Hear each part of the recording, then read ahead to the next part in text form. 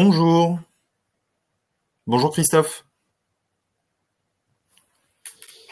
Alors, Christophe, est-ce que tu m'entends? Moi, je ne t'entends pas. C'est des réglages micro. C'est normal, j'ai coupé le micro. Ah, c'était ça. Regarde. Bonjour Guillaume également. Bienvenue. On va attendre encore quelques minutes pour laisser le temps aux autres inscrits de nous rejoindre. Tout à fait. Et rappelez que vous avez la possibilité soit de monter sur scène, comme Christophe vient de le faire pour ceux qui veulent participer et échanger directement avec nous, soit de rester en spectateur. Et dans ce cas-là, vous pouvez interagir avec nous via le chat, via l'onglet questions pour nous remonter vos commentaires ou vos éventuelles questions. Et nouveauté, on va également publier ce webinaire sur la page LinkedIn de Cap Digital. Je lance la diffusion LinkedIn en parallèle. Donc pour ceux qui viennent de nous rejoindre via LinkedIn, qui nous écoutent via LinkedIn, vous êtes les bienvenus.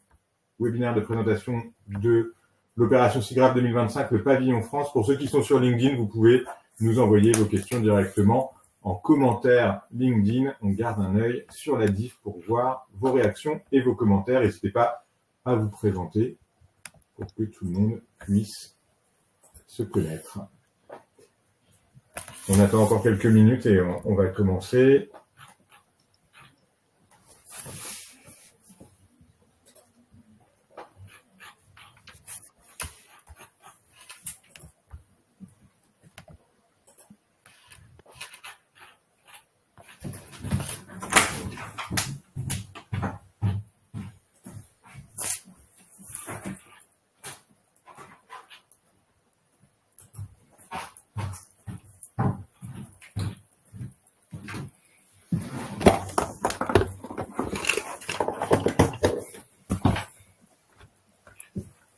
Bonjour Yannick, bonjour Guillaume qui nous ont rejoints.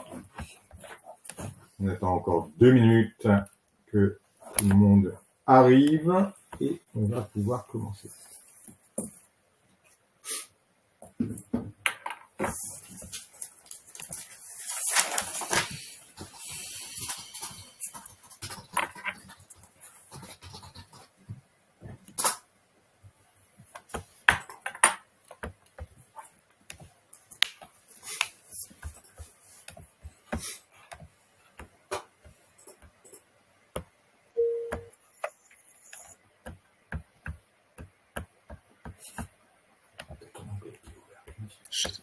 Je venais de regarder juste avant.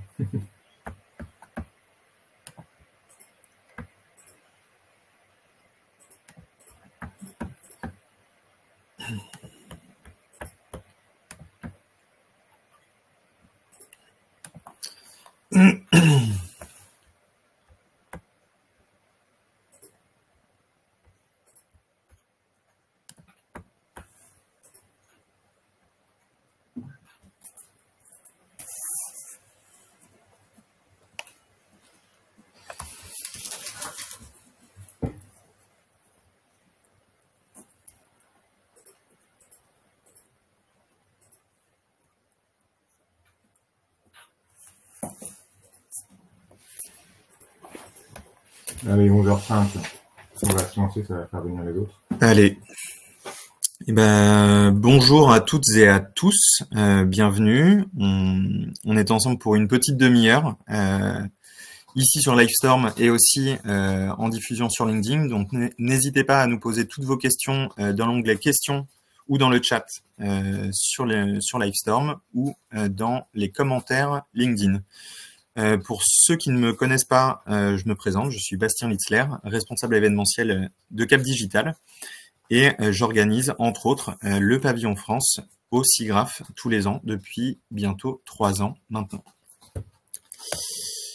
Le SIGRAPH, il se tient pour la 52e édition cet été à Vancouver, du 10 au 14 août 2025. La partie exposant qu'on va vous présenter en majeure partie aujourd'hui se tient, elle, du 11 au 14 donc sur 4 jours. Non, du 12 au 14. Tout à fait. Un rapide mot sur la fréquentation du SIGGRAPH qui a un petit peu baissé sur la dernière édition qui s'est tenue à Denver. Mais on peut attendre une participation à la hauteur de la dernière édition à Vancouver, environ 11 000, 12 000 participants. Peut-être rappeler pour ceux qui ne le sachent pas que le SIGGRAPH se tient traditionnellement à Los Angeles, Vancouver et dans une troisième ville et que ça tourne en fin de compte chaque année. C'est ça le sujet. Donc cette année, on est sur un retour à Vancouver, ce qui n'avait pas eu lieu depuis 2022.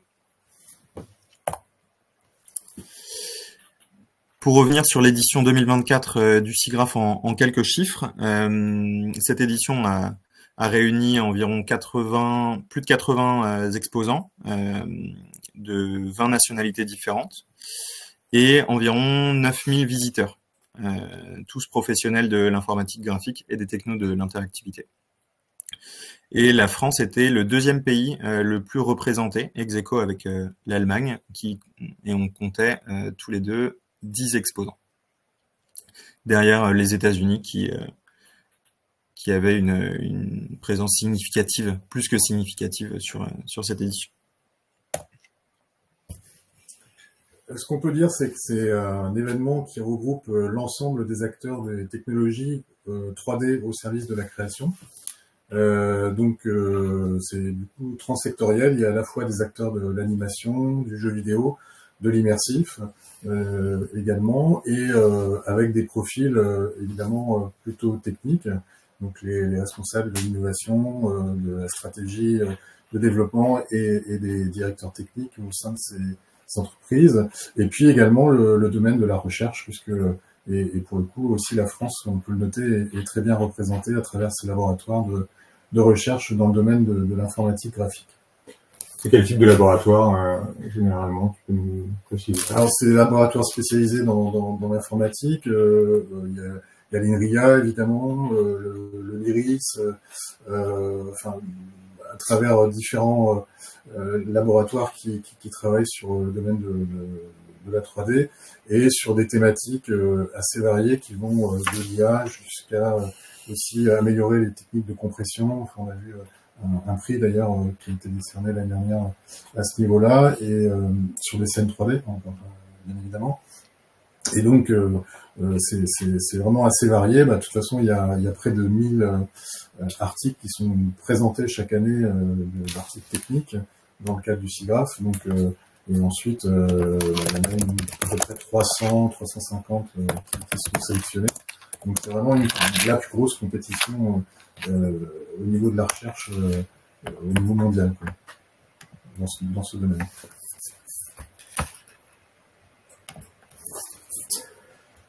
Et donc ça c'est effectivement important.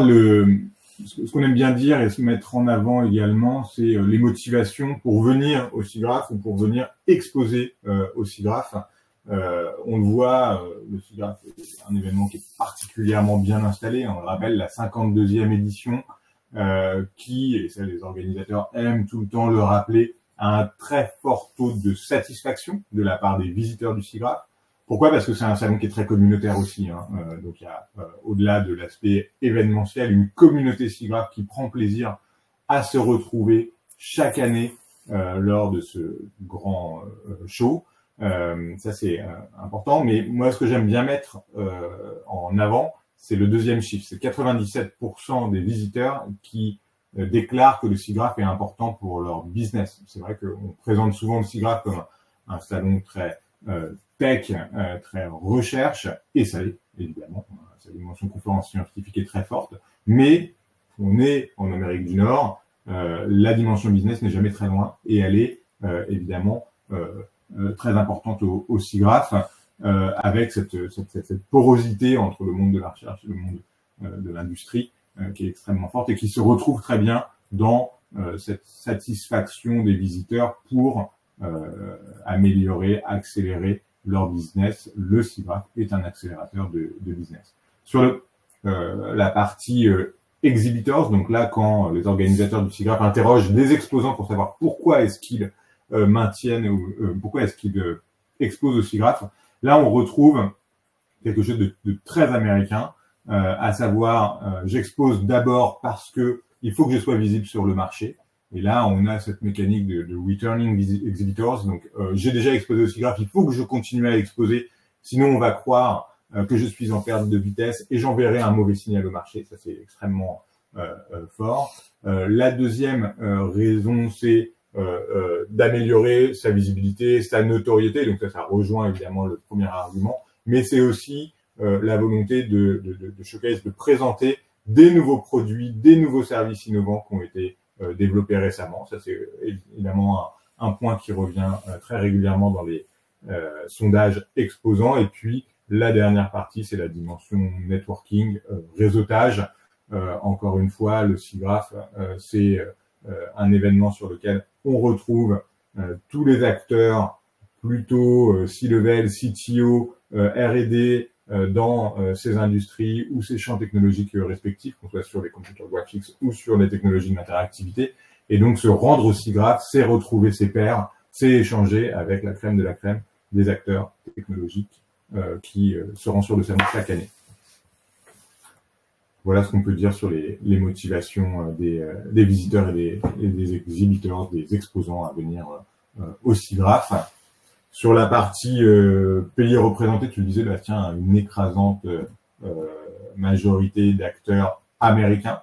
On reste là aussi sur des industries américaines bien représentées. Alors là, c'est les chiffres qu'on vous a présentés, c'est les chiffres de Denver de l'année passée. On peut raisonnablement penser qu'il y aura une part de Canadiens, évidemment, qui sera plus importante cette année parce que le salon se tient à Vancouver. À chaque fois qu'on a une édition canadienne du SIGGRAPH, on a plus d'acteurs canadiens qui vont être présents, mais voilà, dans les grandes lignes, on restera sur la même proportion, 2 tiers d'Américains au sens USA, 2 tiers de reste du monde, avec peu ou prou 10-15% d'acteurs européens, 10-25% pardon, d'acteurs asiatiques, et puis le reste de Canadiens.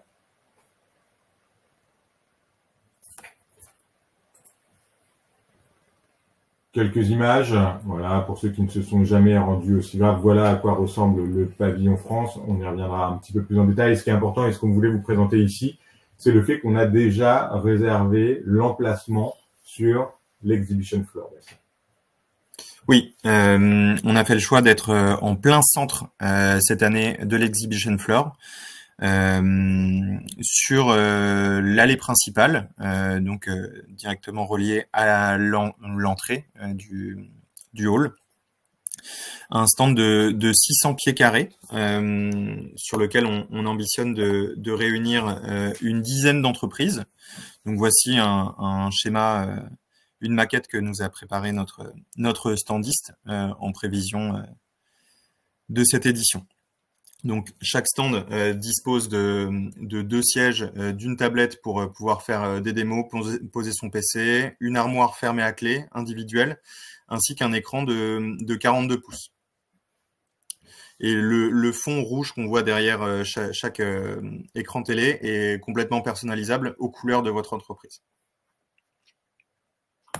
Peut-être pour revenir rapidement sur l'emplacement, sur l'exhibition floor. Là, on ne voit pas très bien, c'est écrit en petit. Il y a tous les noms des autres exposants qui ont déjà réservé leur stand. Donc, on retrouve, comme chaque année, les Abstract, les Maxon, les Vicon, etc. qui sont présents. Juste pour vous dire que dans la presse qu'on va vous envoyer après le webinaire, il y a le lien vers le plan d'implantation en ligne. Comme ça, vous pourrez vous rendre régulièrement pour voir quels sont les autres entreprises qui vont exposer au SIGGRAPH. Ça se remplit au fil de l'eau et c'est une bonne façon de voir aussi si vos compétiteurs seront présents, si au contraire des partenaires seront également présents au SIGGRAPH. Donc voilà, on vous invite à bien aller regarder ça. Ça aide aussi à bien travailler son positionnement pour ceux qui souhaitent exposer. Là aussi, juste un mot pour dire que à Vancouver, comme à Denver l'année dernière, l'experience hall et l'exhibition floor, donc la partie exposant et la partie expérience, donc le VR Theater, le Emerging Technologies, toute la dimension test des démos innovantes présentées sur place, sera dans le même espace. Et ça, c'est vraiment bien parce que ça aide à faire circuler un maximum l'audience. Et donc, les gens qui viennent voir Experience Hall se rendent généralement sur l'exhibition floor de l'autre côté. C'était pas le cas à Los Angeles il y a 2 ans. Et c'est vrai que c'était assez regrettable.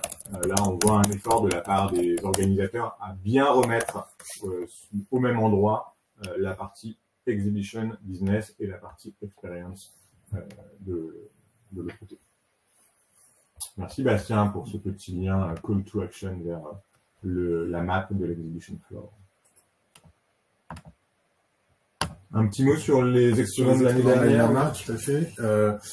Chat 3D, donc, est une solution donc en SaaS pour faire du prompt et de la modélisation 3D. Donc, ça peut être à partir d'images 2D vers de l'image 3D, de la modélisation de mesh 3D, ou à partir d'un texte.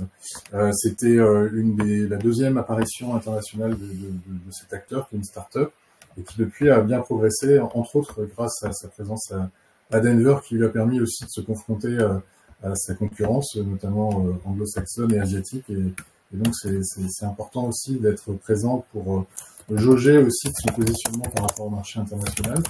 Eclairion, donc une plateforme qui propose des solutions innovantes en matière de ressources, de data center, même si c'est un concept qui est plus innovant que les data centers classiques à bien des égards. Donc Eclairion, qui était aussi exposant donc et qui propose du HPC, du computing pour notamment l'univers de la 3D.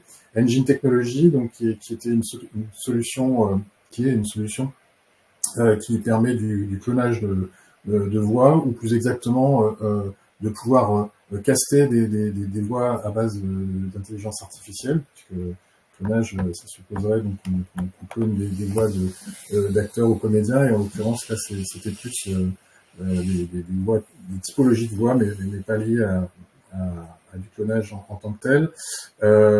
Golem, donc logiciel d'animation de foule, 3D, donc que tout le monde connaît bien, et qui depuis donc est rentré dans le giron d'Autodesk. Lynx Air, donc qui est une solution de casque de réalité mixte, puisque c'est à la fois pour des expériences en réalité virtuelle et également avec une notion de réalité augmentée. C'était une de ses premières apparitions d'ailleurs au niveau international lors de ce SIGGRAPH. Mercenaries Engineering, donc à la fois solution de rendu 3D déjà bien connu dans le secteur de l'animation et des VFX, et également avec son logiciel Roomba, une solution d'animation, donc qui pourra d'ailleurs peut-être nous dire combien c'est important d'être présent sur ce type d'événement pour rencontrer ses clients.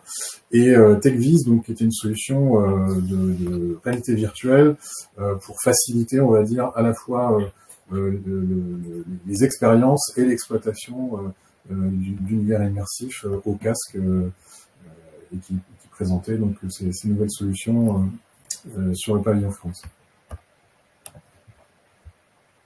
Très clair, merci Marc. Bastien, peut-être un mot sur les feedbacks qu'on a recueillis justement sur les exposants du pavillon France 2024. Est-ce qu'ils étaient satisfaits de leur présence sur le pavillon? Et oui, une très bonne note attribuée par nos exposants 2024 à ce stand, avec une note de 4,7 sur 5, attribuée à la visibilité apportée par le stand sur cette édition. Un nombre moyen de 35 contacts qualifiés rencontrés par chaque exposant sur cette édition, qui est à peu près stable par rapport aux années précédentes. 5 sur 5 donnés à l'accompagnement proposé par l'équipe de Cap Digital, sur lequel on va pouvoir revenir en détail dans les slides suivantes. Au-delà du stand, il y a tout un accompagnement qu'on propose à chaque entreprise. Et 70% des répondants à notre formulaire de satisfaction déclarent qu'ils n'auraient pas participé au SIGGRAPH 2024 sans cette opération collective. En effet, ça représente un coût pour des entreprises à titre individuel d'exposer sur le SIGGRAPH. C'est effectivement une bonne manière d'exposer à l'international que de rejoindre une opération collective de ce type. Un mot peut-être sur les 35 nombres de contacts, leads. Ça peut paraître pas beaucoup, hein. On peut se dire, ouais, 35 rendez-vous sur 3 jours, ça fait jamais qu'un peu plus d'une dizaine de rendez-vous par jour. C'est vrai, sauf que pour ceux qui ont l'habitude de venir au SIGGRAPH ou qui ont même exposé sur le pavillon France, vous savez que un contact intéressant qui vient sur votre desk, bah, il peut rester 20 minutes à discuter avec vous. Encore une fois, pourquoi? Parce qu'on est sur des profils techniques assez haut niveau. Et donc on n'est pas sur un salon très sales ou business où on prend les plaquettes, les cartes de visite et on s'en va. On est sur un salon où des profils, encore une fois, CTO, R&D arrivent et vont vous cuisiner pendant 15 minutes pour bien comprendre comment est-ce que fonctionne votre proposition technologique, votre solution. Et il n'est pas rare de voir des rendez-vous qui durent jusqu'à 20-30 minutes sur un desk. Et donc quand on a des longs rendez-vous comme ça qui viennent et qu'on en fait toute la journée, bah, en faire 10, c'est déjà pas mal. Dire aussi que ça se prépare, hein, mais ça je pense que je l'apprends à personne, une visite ou une exposition sur des grands salons internationaux comme le SIGGRAPH, que donc les exposants qui ont l'habitude de venir au SIGGRAPH généralement montent aussi toute une série de rendez-vous pendant le salon, et ça aide à avoir des journées bien remplies. Réjeanne de Mercenaries Engineering dans le chat nous dit même que chaque meeting dure même 1 heure ou plus. Et Mercenaries fait partie des exposants qui arrivent avec effectivement un planning qui est déjà bien rempli de contacts sur le stand. Encore une fois, nous on est aussi là pour ça, alors pas forcément pour remplir votre planning de meeting, mais vous aider quand quelqu'un arrive sur le stand, que vous êtes déjà en discussion avec un lead important, et ben, à prendre les coordonnées de la personne qui souhaite vous parler, mais qui peut pas venir vous voir parce que vous êtes déjà en train de discuter, pour s'assurer que vous puissiez le rappeler derrière, lui renvoyer un WhatsApp pour essayer de reprogrammer un rendez-vous. Voilà. Nous, on a vraiment ce rôle d'animation du stand et de facilitation des prises de rendez-vous à vos côtés.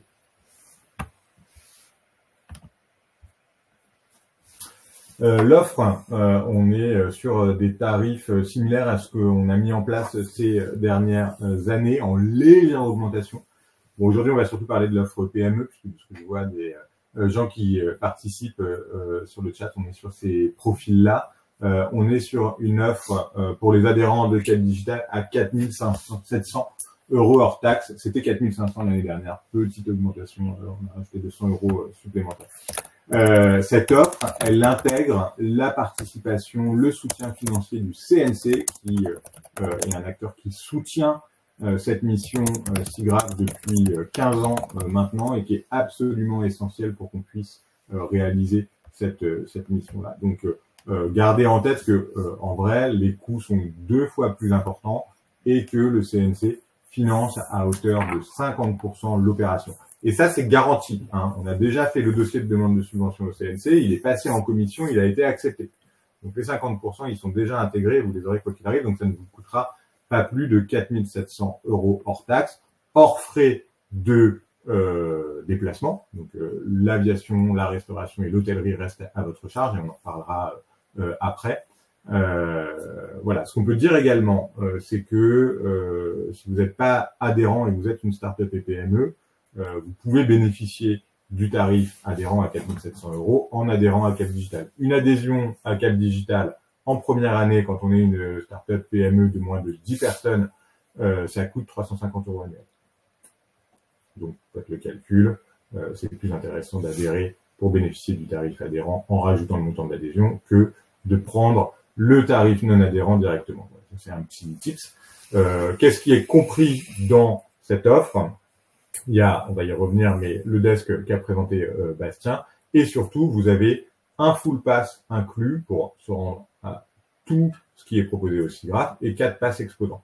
Le full pass, la valeur du full pass est de plus de 1 000 $. Déjà. Donc ça, c'est aussi inclus dans le tarif. Si vous voulez des full pass supplémentaires, on pourra en acheter pour vous. Voilà. Il n'y a pas de tarif préférentiel, mais on pourra essayer d'en acheter. Et puis, ce qui est évidemment intégré, et ça c'est nous qui le gérons, c'est votre inscription au catalogue du SIGGRAPH, faire en sorte que vous soyez bien présent sur le site web du SIGGRAPH, on réalise une plaquette exposant qui est diffusée en version digitale sur place. Il y a tout un package médias et communication qui est associé. Et puis, mais ça réservé plutôt aux ETI et aux grandes entreprises, une visibilité supplémentaire avec notamment un pack branding, le logo sur la bannière qui est associé. Et je voulais rajouter un des intérêts aussi d'être regroupé au sein d'un pavillon France. Moi, je l'ai constaté lors de ma première participation l'année dernière. C'est de pouvoir, pour les acteurs qui ne connaissent pas les entreprises qui sont présentes sur le salon, d'avoir un premier intérêt de curiosité, on va dire. Et puis, nous, justement, on fait une petite synthèse des différentes entreprises qui sont présentes. On expose un petit peu ce que font les uns les autres. Et à ce moment-là, on aiguille. Et ça, on a eu ce rôle, en tout cas, j'ai pu le constater plusieurs fois, enfin, nombreuses fois même l'année dernière. Donc, c'est important aussi d'être plus visible et pouvoir avoir ce filtre que nous, on représente en accueillant les gens qui passent sur le stand. Tout à fait. Yannick nous demande est-ce qu'on a des retours chiffres sur les contrats signés par les exposants au SIGGRAPH suite à leur participation? Signés non, mais je suis en train de récupérer les chiffres d'estimation des répondants au formulaire, nous ayant fait part de, pour eux, combien porteront vers des partenariats business suite à leur rendez-vous. Ouais, et puis c'est vrai que c'est difficile à évaluer parce que c'est pas la même chose quand on vend un add-on sur des logiciels Autodesk ou Maya que quand on vend son propre software, que quand on est comme Eclairion un provider d'accès à de la puissance de calcul où on sait que chaque contrat est très rare. Donc en fait c'est compliqué de comparer ce que nous renvoient les exposants sur ce sujet-là parce que c'est très différent. La capacité à transformer d'un point de vue business d'un exposant à l'autre en fonction de son business model, quoi. Mais peut-être, Réjeanne, tu peux apporter un petit complément là-dessus ou partager l'expérience Mercenaries. Ce qui est important aussi de dire, c'est que certains exposants ont déjà des clients sur place, que ce soit à Vancouver ou à Los Angeles, et donc ils profitent généralement de leur venue au SIGGRAPH pour rester un petit peu plus longtemps, soit en amont, soit en aval, et faire le tour de leurs clients dans la région.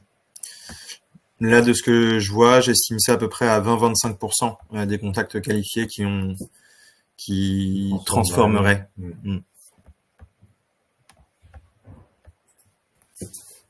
Si on rentre un petit peu dans le package, qu'est-ce qui est proposé, encore une fois, dans ces 4 700 €? Il y a vraiment toute la partie opération du stand, où ça, on gère de bout en bout, on vous aide, on vous demande toutes vos assets communication, petites présentations, les logos, les images, etc. Et on gère toute la relation avec le standiste, l'aménagement du stand, l'habillage des desks à votre couleur.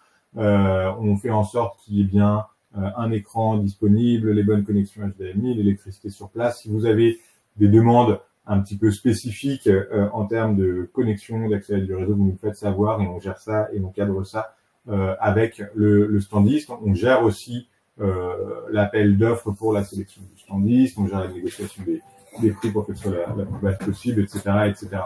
On gère aussi toutes les relations avec le SIGGRAPH, donc tout ce qui est prise des places, votre équipe sur place, le full pass, les passes exhibiteurs, vous nous envoyez toutes les infos sur les personnes qui seront là. On se gère d'éditer les passes, de faire en sorte que quand vous arrivez le jour J, vous vous rendez au desk de distribution des passes, vous donnez votre nom et on vous donne votre passe. Si jamais il y a des problèmes sur place, on est là aussi, faut le rappeler, toute l'équipe est présente, arrive généralement dès le vendredi. On s'assure de tout le suivi du montage du stand et on vous convoque sur le stand la veille de l'ouverture de l'exhibition floor, je vais y arriver, donc le lundi matin, pour que vous validiez votre espace. Et s'il y a un problème, on a encore une journée avec l'équipe technique du standiste pour régler les petits soucis de dernière minute et faire en sorte que tout se passe bien et que vous soyez prêts pour, dès l'ouverture de l'exhibition floor le mardi matin, accueillir tout le monde et que vous ne perdiez pas une minute d'ouverture d'exhibition floor. Ça, c'est vraiment un point important. Ensuite, il y a toute la partie vous aider à être visible sur la partie communication. Et donc là, on rédige des communiqués de presse en amont. On s'assure d'avoir la liste des journalistes accrédités sur place qu'on vous communique pour que vous puissiez aussi en contacter quelques-uns en amont si vous êtes intéressé et que vous travaillez un petit peu vos RP. On a aussi Bastien qui est sur place, qui fait toute la partie photo, toute la partie shoot, captation d'interviews vidéo. Et on a un partenariat avec 3DVF qui est également partenaire média officiel du SIGGRAPH. Donc ça nous donne un accès à la salle de presse et on a une couverture valorisation des exposants garantie par 3DVF en amont de l'événement et aussi en aval avec de la réalisation d'interviews vidéo. On est en train de voir avec eux quel format ça va prendre, mais pour que vous soyez et que vous bénéficiez d'une valo 3DVF en français et en anglais. Hein. Toutes les productions éditoriales de 3DVF sont dans les deux langues. Je le disais tout à l'heure, on est aussi présent pendant toute la durée du salon, sur le stand, à vos côtés. On vous aide à gérer tout le flux de visiteurs, les demandes de rendez-vous. On organise généralement des visites officielles. On est déjà en contact avec le consulat de Vancouver. On a déjà fait 2 calls avec eux. On en refait un tout début avril qui vont nous aider, et ça c'est important pour vous aussi, à mapper tous les acteurs des industries, notamment VFX Animation, présents sur place, et vous aider à décrocher des rendez-vous s'il y a besoin, si vous êtes intéressé, en bénéficiant de tout le travail d'intelligence économique réalisé par les équipes du consulat sur place et les attachés culturels.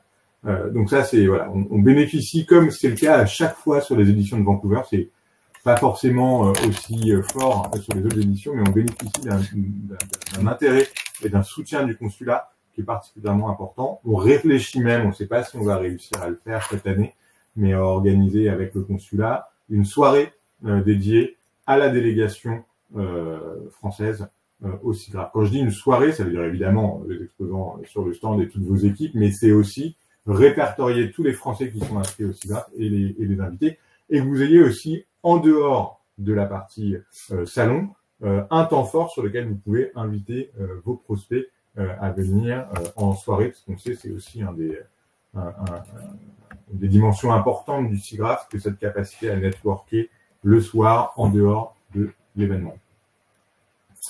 Voilà, et puis en post-événement, on organise, comme c'est le cas chaque année, un événement Back from SIGGRAPH qu'on va faire au CNC et toute une série de productions éditoriales, newsletter, deck de présentation pour restituer toutes les tendances que l'on a dénichées pendant l'événement. Et elles sont nombreuses, parce que SIGGRAPH, il y a quand même beaucoup de tendances qui émergent, technologiques bien sûr, mais aussi sectorielles. Quelque chose à rajouter sur ce point? Est-ce qu'il y a des questions sur ce qui est inclus dans le pack exposant? Je reviens dans le chat. Je vais faire un tour sur LinkedIn aussi au passage. Ce qui serait peut-être intéressant, c'est déjà d'avoir quelques pistes, si c'est le cas parmi les gens qui sont dans le webinaire, de contacts ou de partenaires que vous avez sur place à Vancouver, puisqu'on sait qu'il c'est quand même un écosystème très dynamique et avec lequel vous avez peut-être déjà des relations. Nous, ça peut permettre justement avec le consulat, de commencer à bâtir aussi il y a des associations, même professionnelles, à Vancouver, qui sont assez dynamiques. Donc, voilà. Dans le domaine de l'immersif, notamment. Dans l'immersif, en particulier. Ouais. Donc, l'idée aussi, c'est ça. C'est pour ça qu'on reparle au consulat début avril. C'est jusqu'à la fin du mois de mars, récolter toutes les candidatures des exposants et de réussir à construire avec le consulat un programme ou des mises en relation qui correspondent au mieux aux attentes et aux typologies d'exposants qu'on va avoir cette année.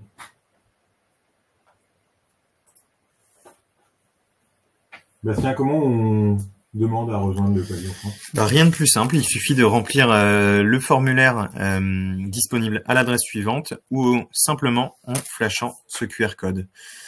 On a fixé la limite de candidature au 28 mars 2025 pour l'instant.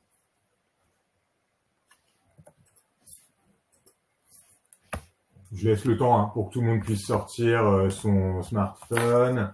On va partager dans le chat aussi le lien vers le formulaire. Si jamais vous ne le retrouvez pas, vous nous envoyez un mail. On est à votre disposition. Voilà, c'est quand même relativement simple. On ne demande pas grand-chose hein, sur l'inscription. Si jamais il y a des questions ou autres, n'hésitez pas sur ce point-là. Sur les aides et financements, je l'ai dit, le CNC apporte déjà son soutien financier à hauteur de 50% sur la totalité de l'opération, mais il existe aussi des aides régionales qui peuvent être activées en fonction de l'endroit où vous êtes immatriculé, ou même sur les immatriculations où vous avez un établissement commercial. Voilà, on en a listé quelques-unes ici. Là, je pense qu'il y a peut-être pas mal de franciliens dans la salle. La région Île-de-France propose aussi des financements sur ces opérations.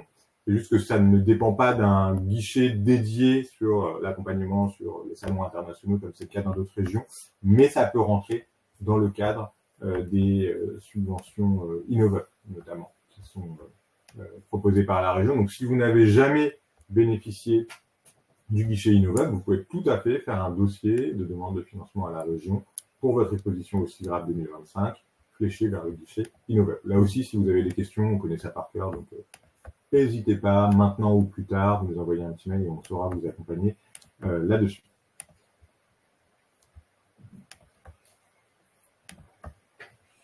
Parfait. Hop, on a aussi mis quelques liens ici. BPI France, un prêt croissance internationale. Donc là, on n'est plus dans de la subvention ou de l'aide stricto sensus, mais dans des prêts qui peuvent être accordés pour soutenir votre croissance avec un montant minimum à accorder de 30 000 euros. Alors, ça ne flèche pas que des opérations sur salon, mais si vous demandez un prêt croissance internationale, vous pouvez intégrer dans les différents sujets que vous voulez couvrir à travers ce prêt le fait d'être présent sur un ou plusieurs salons, dont le SIGGRAPH. Et puis, on met là aussi, il y a du côté de Business France tout un tas de dispositifs et d'aides pour réussir vos projets à l'international. Alors, c'est clairement pas uniquement SIGGRAPH, même pas sur SIGGRAPH en tant que tel, mais ça vaut toujours le coup, on le répète, d'aller explorer régulièrement, le catalogue des événements sur lesquels est présent Business France et des services associés. Voilà, comme chaque année, on vous a mis aussi quelques liens, quelques bonnes ressources sur les précédentes éditions des SIGGRAPH et notre présence sur place. Il y a beaucoup de vidéos si vous voulez voir à quoi ressemblent les actions de communication qu'on a réalisées, nous, avec 3DVF. On vous a tout listé à cet endroit-là. Un mot pour rappeler que en dehors du pavillon France, vous pouvez également demander à rejoindre le programme officiel en quelque sorte. Bon, il y a beaucoup de deadlines qui sont passées, mais il reste quelques séquences sur lesquelles des entreprises peuvent se positionner. On pense notamment à Real Time Live. Real Time Live, c'est assez rigolo. C'est un grand espace pendant lequel les projets sélectionnés ont quelques minutes pour faire une démo en temps réel d'un produit, d'une solution innovante, d'une techno. Donc ça, vous pouvez candidater pour proposer votre démo live au Real Timeline jusqu'au 8 avril prochain. Ça va venir assez rapidement. On a également les Birds of the Feather. Birds of the Feather, pour ceux qui ne connaissent pas, c'est des workshops, des ateliers très horizontaux, en fin de compte, où on arrive en disant, voilà, moi j'ai envie de parler de telle thématique. Alors, il ne faut pas que ce soit trop business oriented, mais en disant, moi j'ai envie de poser et de créer un temps d'échange, en fin de compte, avec des participants de la communauté SIGGRAPH sur tel sujet. Typiquement, les équipes de recherche Adobe l'année dernière avaient fait un Birds of the Feather qui a très bien fonctionné sur l'impact environnemental des computers graphiques. C'est comment est-ce qu'on peut travailler sur l'amélioration, la décarbonation des sujets. Et oui, il y a eu une soixantaine de personnes qui sont venues. Donc voilà, c'est des workshops qui réunissent généralement entre 15, 20 et jusqu'à 60, 100 personnes pour les Birds of the Feather qui fonctionnent le mieux. Ça, c'est pas encore ouvert. Hein. C'est généralement le truc qui ouvre en dernier. Et puis voilà, il y a également les posters, mais les posters, c'est plus pour la dimension recherche académique. Et les Student Researcher Competition, c'est pour les étudiants. Et le Computer Animation Festival. Tu veux en dire un mot, peut-être, Marc? Oui, bah, c'est une compétition qui qui est très couru par les écoles d'animation françaises, hein, qui sont souvent lauréates, encore l'année dernière. Et donc, c'est aussi un marchepied pour aussi la compétition des Oscars potentiellement. Donc c'est vraiment la crème des films courts-métrages en animation qui sont présentés à cette occasion au niveau mondial, et la France, effectivement, est toujours bien placée. Je voulais revenir juste sur Real Time Life, parce que il faut dire que c'est filmé à la fin du SIGGRAPH, donc ça a une résonance qui est assez forte. C'est important.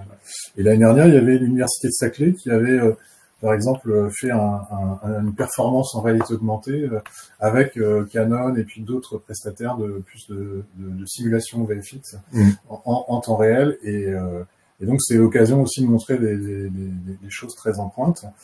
Et Birds of Feather, enfin vraiment sur le côté retour d'expérience, c'est vraiment très riche, quoi, puisque chacun joue le jeu. Enfin, c'est vraiment entre pairs, et du coup souvent on apprend beaucoup de choses. Enfin, au moins réservez aussi du temps quand vous serez sur place pour y assister quand le sujet vous intéresse, parce que c'est une occasion assez unique de rencontrer à l'échelle de la planète vraiment ses pairs dans le domaine qui nous intéresse, quoi.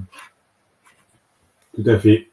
Et puis, les aficionados du SIGGRAPH auront remarqué des évolutions sémantiques, puisque le Computer Animation Festival s'appelait avant l'Electronic Theater, et le Spatial Storytelling est un peu le nouveau nom du VR Theater, mais qui s'inscrit, vous l'avez compris, beaucoup plus dans une dimension spatiale, computing, chère notamment à Apple. Voilà, si vous avez des questions, Marc, Bastien, moi-même, même si je suis pas sur les slides, on est évidemment à votre dispo pour y répondre maintenant ou par mail un peu plus tard. Il y a quand même un point qu'il faut qu'on évoque peut-être, c'est les visas. C'est quoi la politique de visa pour se rendre au Canada, différent des États-Unis, et l'hébergement sur place. Bastien, tu veux en dire un mot? Oui, alors la ville de Vancouver a récemment interdit la location saisonnière en Airbnb, ce qui a du coup un petit peu contraint le marché hôtelier sur place. Il s'avère qu'il n'y a pas beaucoup d'offres actuellement disponibles, par exemple sur des plateformes comme Booking. On l'analyse d'une façon assez simple, c'est que le SIGGRAPH en général réserve une grande partie de chambres d'hôtel dans les villes, ou en tout cas aux alentours des convention centers qui l'occupent. Justement, la page dédiée à la réservation d'hôtels du SIGGRAPH devrait ouvrir d'ici la fin du mois. Donc n'hésitez pas à aller y faire un tour assez régulièrement pour avoir connaissance des tarifs pratiqués et des tarifs qu'ils ont du coup négociés en gros. Et voilà, en termes de voyage, les avions commencent déjà à être un peu chers. Voilà. Donc n'hésitez pas à aller déjà un petit peu vérifier à droite à gauche les tarifs pratiqués. Ouais, une augmentation du prix du kérosène qui se répercute comme chaque année, hein. Surtout que ça reste encore dans les tarifs observés, hein, mais ça monte vite. Donc, n'hésitez pas à vous renseigner. Vancouver n'interdit pas complètement les Airbnb, hein. Il y a des Airbnb disponibles, c'est juste que c'est beaucoup plus encadré, comme dans plein de grandes villes maintenant dans le monde, et donc l'offre Airbnb c'est un peu réduite. Voilà. Mais c'est vrai que les hôtels sont particulièrement chers, en tout cas dans le centre de Vancouver, et qu'on surveille de près l'ouverture des tarifs négociés par SIGGRAPH, parce que quand on regarde directement aujourd'hui les hôtels dans le centre, c'est assez cher. Par contre, l'intérêt avec Vancouver, c'est que ça reste une ville beaucoup plus petite que Los Angeles ou même Denver, et que donc on peut s'éloigner du centre. Il y a une très bonne infrastructure de transport en commun, notamment si vous êtes pas loin d'une ligne de métro, c'est très facile de se rendre en 15 minutes au Convention Center de Vancouver, même quand on est loin du centre, même quand on n'est pas dans l'île de Vancouver, dans l'hypercentre de Vancouver. Donc voilà, ça ouvre quand même des perspectives. Pour les visas, c'est relativement simple, c'est une déclaration à remplir en ligne. C'est un peu comme un ESTA quand on va aux États-Unis, mais c'est la version canadienne qui a le bon goût de ne coûter elle que $7. Et ça vous donne la possibilité de venir au Canada pendant 6 mois. Donc pas d'urgence. Voilà, faut juste pas la faire au tout dernier moment parce qu'il y a des petits délais de validation comme pour les stages. Est-ce qu'il y a des questions?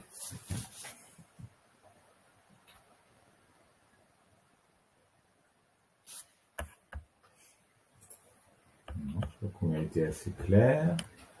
Michael, Yannick, Jeanne, Christophe, Flavien. N'hésitez pas. On va attendre encore une minute ou deux au cas où vous avez besoin de temps pour écrire votre question. Et puis sinon, on va pouvoir se quitter sur cette question. Merci, nous dit Jeanne. Pas de questions, merci, nous dit Michael. Vous avez à nouveau le lien vers le questionnaire de candidature. On vous envoie d'ici demain le replay, les slides. Comme ça, vous avez toutes les infos utiles et on reste à votre écoute par mail, téléphone, si besoin. Merci Marc, merci Bastien. Merci. Bonne journée à tous. Merci, au revoir. Salut.